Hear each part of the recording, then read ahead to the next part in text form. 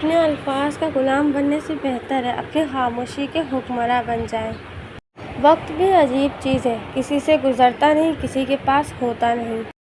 ہر انسان کو اس کے ماضی کے کسی ایک واقعے نے اتنا بدل دیا ہوتا ہے کہ وہ کبھی بھی ویسا نہیں ہو سکتا جیسا وہ اس واقعے سے پہلے تھا۔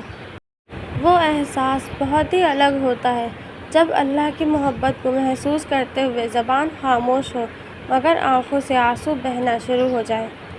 ان کے دل پھر مطمئن ہو جاتے ہیں جو اللہ کی رضا میں راضی ہونا سیکھ جاتے ہیں۔ یہ بھی تو ممکن ہے کہ جس گھڑی کو اندھیرے کے ڈر سے بند کر دیا ہے تم نے، اس کے دوسرے جانب خوشیوں کا کوئی حسین منظر ہو۔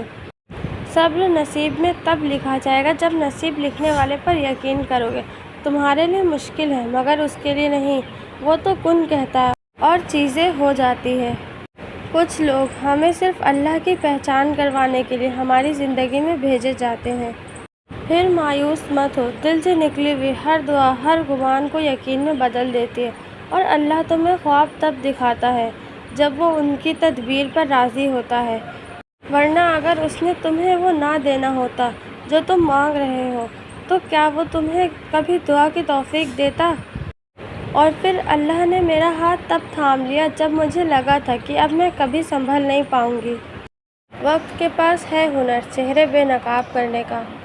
جب تک ٹھوکر نہ لگے تب تک کہاں سنبھلتے ہیں ہمیں اس سے پہلے خدا سے جدائی کا کہاں خیال ہوتا ہے۔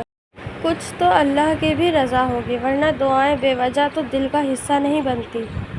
تھوڑی دیر کے لیے قبرستان جا اور خاموشی سے بیٹھ اور ان بولنے والوں کی خاموشی کو دیکھ۔ کبھی کبھار جی چاہتا ہے کہ اللہ سے پوچھوں کہ نیک لوگوں کے جذبات پہ بھی پردہ رکھ لیتے ہو اور مجھ جیسے گنہگار کو عیب بھی چھپا لیتے ہو۔ کوئی دوسرا سن نہ سکے، کوئی دوسرا دیکھ نہ سکے، وقت تہجد کیا خوب اپنے بندوں سے ملاقات کا انتظام کرتے ہو۔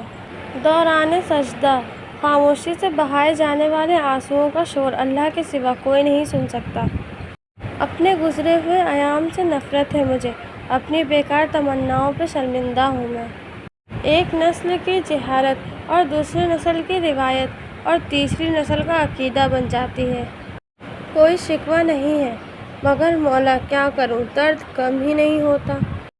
جب ہم کسی کو سکون سمجھنے لگتے ہیں تو یقین جانیں بے سکونی تب شروع ہوتی ہے۔ بس آخری سوال ہے زندگی، یہ مصروف لوگ دفنانے بھی آئیں گے؟ لوگوں کے حصے کی خوشی پر حسد مت کریں، آپ نے ان کے حصے کا غم بھی تو نہیں سہا۔ اور پتہ ہے کبھی کبھی انسان ہر اس چیز سے دور ہونا چاہتا ہے جو اس کا سکون قلب چھین لے، چاہے وہ رشتے ہوں، چاہتے ہوں یا پھر خود۔ بغیر کھوئے کچھ نہیں ملتا، جنت بھی تو جان مانگتی ہے۔